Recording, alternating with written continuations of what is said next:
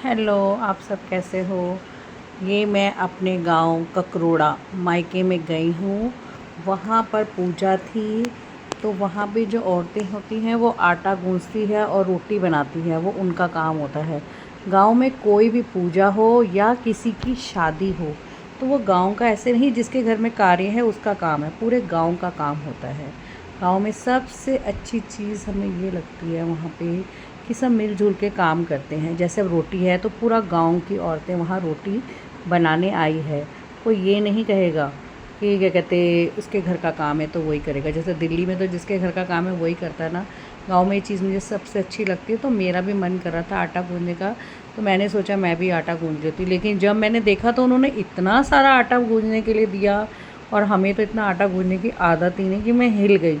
लेकिन मैंने जब आटा ले लिया था तो फिर मैंने बोला मुझे ये अपना टास्क पूरा करना पड़ेगा, तो इसीलिए मैंने कोशिश करी और मैंने गूँध भी लिया पूरा आटा और अच्छी तरह गूँजा। वैसे मैं एक हाथ से गूँथती हूँ, कभी दो हाथ से गूँथती नहीं, लेकिन आटा बहुत ज़्यादा था तो इसलिए मैंने दोनों हाथों का इस्तेमाल करा और मैंने आटे को गूँज लिया। क्योंकि सारे एक साथ बैठे थे तो बहुत अच्छा लग रहा था, हंसी मजाक।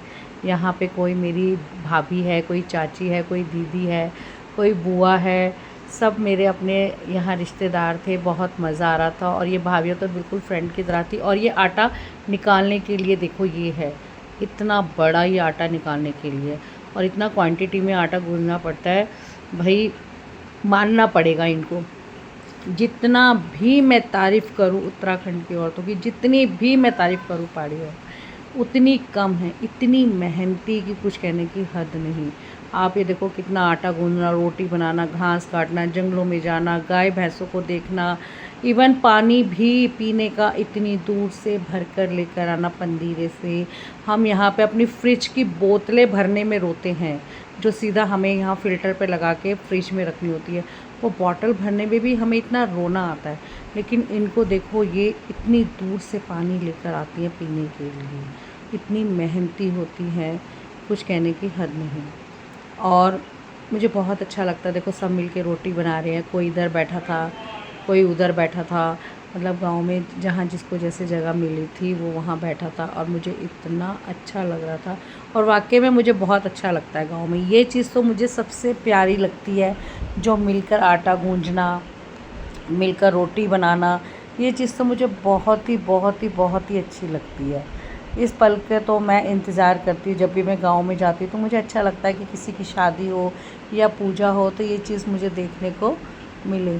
क्योंकि इस चीज़ के लिए ही मैं ज़्यादातर गाँव जाती हूँ, ये प्यार देखने के लिए, जो हमारे दिल्ली शहर में बिल्कुल भी नहीं मिलता। ये सिर्फ़ हमारे पहाड़ों में ही आपको मिलेगा। और मैं बड़ी खुशनसीब हूँ कि मैं पहाड़ी हूँ, मैं उत्तराखंड से हूँ।